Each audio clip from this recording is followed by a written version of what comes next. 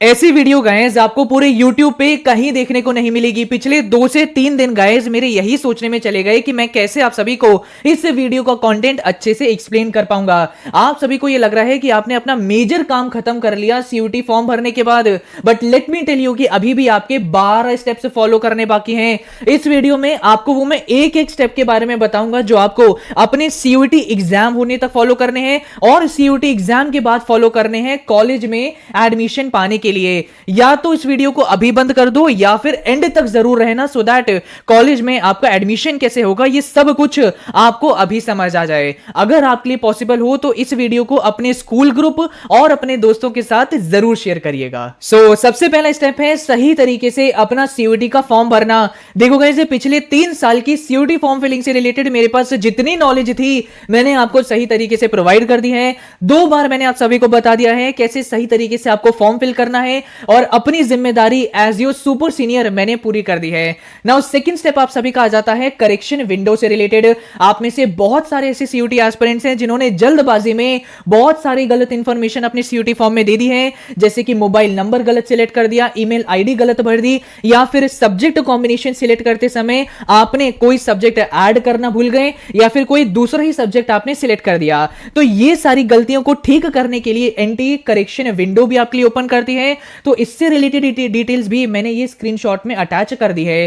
Now ये जो आपकी डिटेल्स होती है ना, इनको आप करेक्शन विंडो में चेंज नहीं कर सकते हैं और ये जो डिटेल्स यहां पे मेंशन है इनको आप करेक्शन विंडो में चेंज कर सकते हैं। तो यहां पर सारी करेक्शन विंडो की डिटेल मेंशन है, पॉज करके पढ़ लीजिए। देन इसके बाद हमारा स्टेप 3 है सिटी इंटीमेशन स्लिप से रिलेटेड, जिसके बारे में बहुत सारे CUET एस्पिरेंट्स को कुछ भी नहीं पता है। देखो गाइस, ये जो सिटी इंटीमेशन स्लिप होती है ना, इसमें आपको बता दिया जाता है कि आपने CUET फॉर्म में जो भी सब्जेक्ट सिलेक्ट किए हैं इनका एग्जामिनेशन कौन सी तारीख को होगा और एग्जामिनेशन की टाइमिंग्स क्या होंगी। और इसके अंदर ये भी बता दिया जाता है कि आपको कौन सा सिटी अलॉट किया गया है जिसमें आपका एग्जामिनेशन कंडक्ट किया जाएगा। आपने 4 सिटीज सिलेक्ट करी होंगी, अब इन 4 सिटीज में से कौन सी सिटी में आपका एग्जाम होएगा ये यहां पे मेंशन कर दिया जाता है। बट इसके अंदर एक बहुत बड़ा इशू ये होता है कि यहां पे आपको प्रॉपर एग्जाम सेंटर की डिटेल नहीं दी जाती है। जैसे कि ये बता दिया गया है कि आपका एग्जामिनेशन दिल्ली में कंडक्ट होएगा। अब भैया दिल्ली तो इतना बड़ा है, centre Delhi, north east south west Delhi, proper कहां पे एग्जामिनेशन होएगा ये नहीं बताया जाता है। बस सिटी इंटीमेशन का यही सबसे बड़ा इशू है। ये जो डिटेल होती है कि प्रॉपर एग्जाम सेंटर आपका क्या है एडमिट कार्ड में मेंशन करी जाती है। एंड आगे बढ़ने से पहले मेरे कॉमर्स व्यूअर्स के लिए एक खुशखबरी है। जैसे कि मैंने आपको पहले बताया था कि फिजिक्स वाला करंटली अपना 4th विश्वास दिवस सेलिब्रेट कर रहा है और फिजिक्स वाला का कॉमर्स वाला प्लेटफॉर्म पर जितने भी कॉमर्स रिलेटेड बैचेस चल रहे हैं उन पर आपको बहुत बड़ा डिस्काउंट ऑफर किया जा रहा है। आप में से बहुत सारे ऐसे कॉमर्स व्यूअर्स हैं जिनको CUET रिलेटेड कॉमर्स बैच की रिक्वायरमेंट है, तो आप इनका प्रवेश CUET कॉमर्स बैच परचेज कर सकते हैं, जिसमें आपको recorded lectures, doubt support, MCQ practice, class notes, DPPs सब कुछ मिल जाएगा।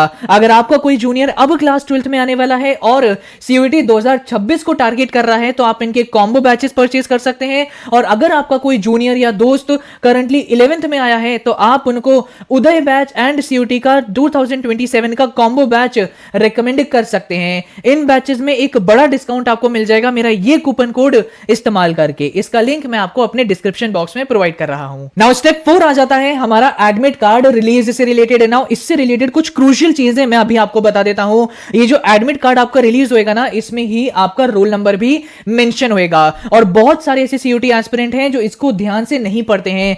एक चीज आप याद रखिएगा कि इस बार आपका एग्जामिनेशन CBT मोड में होएगा, तो जो भी CBT का सेंटर आपको अलॉट होएगा, जिस दिन आपका एग्जामिनेशन होएगा आप उस सेंटर पे जाएंगे और सेंटर में पहुंचने के बाद आपको एक कंप्यूटर या लैपटॉप आपको प्रोवाइड कर दिया जाएगा। तो जब आप अपने उस लैपटॉप में इस तरह जाके बैठेंगे, सामने लैपटॉप दिखेंगे, तो उसमें ना रोल नंबर ऐसे मूव कर रहा होता है। तो जो रोल नंबर आपको अपनी स्क्रीन पर दिखेगा अपने एडमिट कार्ड से क्रॉस वेरीफाई कर लीजिएगा। ये मत करिएगा कि अच्छा मुझे NTA के ऑफिशियल ने ये कंप्यूटर दिया है तो ये मेरा कंप्यूटर है। रोल नंबर से क्रॉस चेक कर लीजिएगा। कुछ स्टूडेंट के साथ एक बार हुआ था कि उन्हें ऐसा कंप्यूटर अलॉट हो गया जहां उनका रोल नंबर मेंशन नहीं हो रहा है, तो सडनली कुछ समय बाद उनको दूसरा जो सही उनका रोल नंबर वाला कंप्यूटर था वो उन्हें मिल रहा है। तो क्योंकि मैंने सीबीटी एग्जाम में एग्जाम दिया था इसलिए मैं आपको इंफॉर्मेशन प्रोवाइड कर पा रहा हूं। नाउ सेकेंडली आपके प्रॉपर एग्जाम सेंटर की डिटेल इसके अंदर मेंशन होती है, एग्जाम टाइमिंग क्या होगा, एग्जाम का स्लॉट क्या होगा, ये भी यहीं पर मेंशन किया जाता है। जैसे आप यहां पे देख सकते हैं स्लॉट 1 आपको मिला है। देन इसके बाद ये एक बहुत बड़ा हेडेक का टाइम होता है। जैसे सीयूटी फॉर्म फिलिंग में आपने देखा अपडेट्स आ रही हैं, बहुत कुछ आ रहा है, सेम एडमिट कार्ड के टाइम पर भी चल रहा होता है और आपका admit card first week of May में रिलीज हो रहा होगा। नाउ अभी तक तो गाइस आधे लोगों ने वीडियो बंद भी कर दी होगी, लेकिन जितने मेरे रिमेनिंग व्यूअर्स हैं आपके लिए एक बहुत बड़ी खुशखबरी, मैं आप सभी के लिए ना गाइस वेटेज शीट्स रेडी कर रहा हूं, वो भी हर एक के डोमेन के लिए, लैंग्वेज के लिए एंड जीटी के लिए। ये मेरा अपना प्रोडक्ट होता है जिसका नाम है प्रायोरिटी वेटेज शीट, जिसमें आपको यह पता चल जाता है कि कितने ऐसे चैप्टर्स हैं जो मोस्ट इंपॉर्टेंट कैटेगरी में आते हैं और कितने ऐसे चैप्टर्स हैं जो लीस्ट इंपॉर्टेंस की कैटेगरी में आते हैं, सो दैट अकॉर्डिंगली आप उन चैप्टर्स पर अपना टाइम लगा सकते हैं। बहुत इंपॉर्टेंट शीट्स होती हैं, पिछले साल कई सारे टॉपर्स ने मेरी ये शीट्स का इस्तेमाल किया था। नाउ एक चीज मैं बोलना चाहूंगा कि ये जो पीडब्ल्यूएस आपको प्रोवाइड करी जाएंगी ये लेटेस्ट सिलेबस के बेसिस पर ही होगी, टेंशन मत लीजिए। एंड ये शीट का एक्सेस जैसे पिछले साल ओनली सब्सक्राइबर्स को ही मिला था, इस साल भी हमारे सब्सक्राइबर्स को ही मिलेगा। तो अगर अभी तक चैनल सब्सक्राइब नहीं किया है जरूर कर लीजिएगा, बिकॉज सबसे पहली प्रायोरिटी वेटेज शीट 14 मार्च को रिलीज हो जाएगी। नाउ अब मैं आप सभी को अगली स्टेप के बारे में बता देता हूं, that is your CUET UG exam. ये जो स्टेप 5 में आपको सीधा अपना एग्जामिनेशन देने जाना है। एक चीज मैं आपको बता देता हूं कि अगर आपको कोई भी बीमारी हो जाती है, आई होप ऐसा ना हो, कुछ भी हो जाता है तो बोर्ड की तरह इसके अंदर कंपार्टमेंट एग्जामिनेशंस नहीं होते हैं, तो अभी से ही जरा अपनी सेहत का ख्याल रख लीजिएगा। मेरे समय में तो कोविड ये सारी चीजें चल रही थी, तो बड़ा ही अपने आप को मास्क लगा के बचा के रखना पड़ा था। आप लोग भी, क्योंकि कुछ नहीं है तो ये नहीं कि आइसक्रीम खाए जा रहे हैं, कुछ भी खाए जा रहे हैं, थोड़ा सा अपनी डाइट और सेहत का ध्यान रखिएगा। नाउ स्टेप 6 आ जाता है हमारी आंसर की रिलीज से रिलेटेड। जैसे ही आपका एग्जाम हो जाएगा उसके बाद मिड ऑफ जून में आपकी आंसर की रिलीज हो जाएगी। Now let me tell you कि ये जो आंसर की रिलीज होगी ना, इसमें भी बहुत सारे एरर्स होते हैं। सोचिए एनटीए जैसी प्रेस्टिजियस एजेंसी भी इतनी गलतियां कर देती है।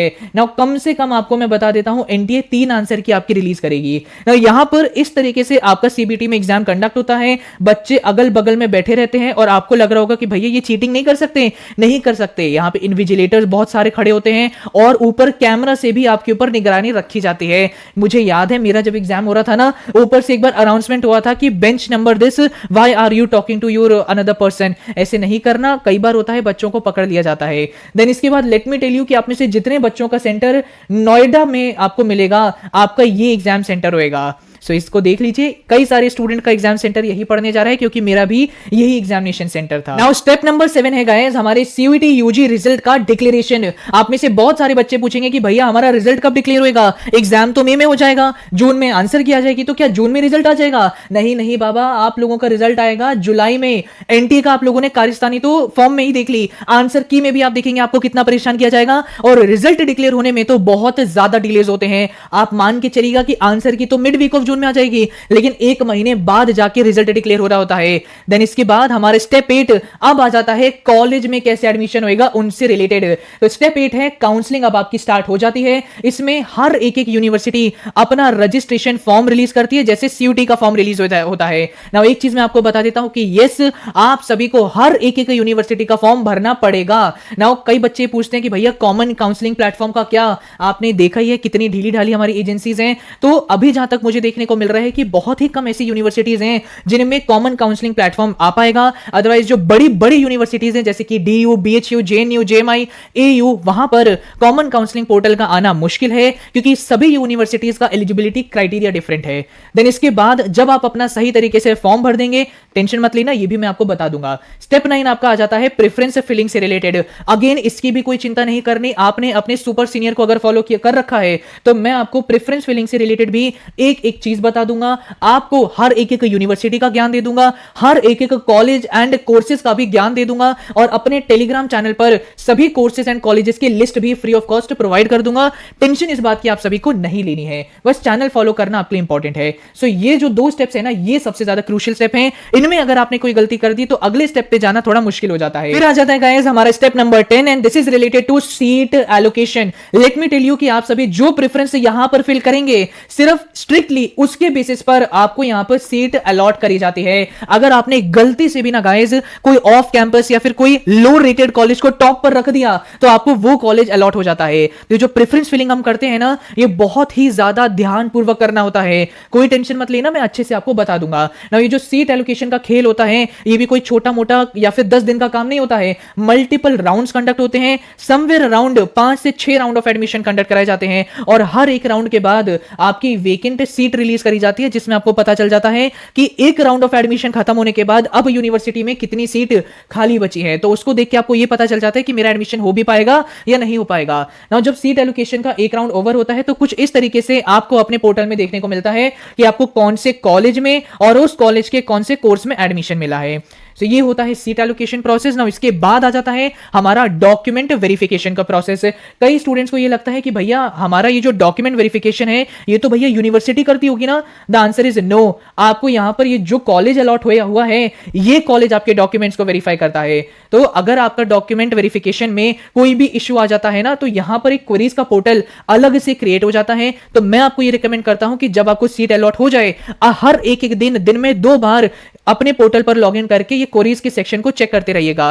कई बार होता है कि ये कॉलेजेस आपको ये क्वेरीज पोर्टल पे लिखते हैं कि भैया मुझे आपके इस डॉक्यूमेंट में एरर दिख रहा है, अगले 10 दिन के अंदर सही वाला डॉक्यूमेंट मुझे प्रोवाइड कर दीजिए ना। अगर आप लोगों ने ये क्वेरीज के पोर्टल में ये चीज को नहीं देखा तो कुछ समय बाद आपको ये एप्लीकेशन स्टेटस जो दिख रहा है ना, इसके नीचे इस तरह से रिजेक्टेड देखने को मिल जाता है। सो टेंशन मत लीजिएगा, ये सारी अपडेट्स भी मैं आपको प्रोवाइड करता रहूंगा। बट ये चीज याद रखिएगा, आपका जो डॉक्यूमेंट वेरिफिकेशन है यूनिवर्सिटी नहीं बट इस तरीके के कॉलेजेस करा करते हैं। देन आखिरी में अब आ जाता है हमारा फी पेमेंट स्टेप। नाउ यहां पर भी मैं एक चीज बोलना चाहूंगा, ये मत सोचिएगा कि अगर आपका डॉक्यूमेंट वेरिफिकेशन अच्छे से हो गया, आपको कॉलेज में सीट अलॉट हो गई तो आपका एडमिशन कंफर्म्ड है।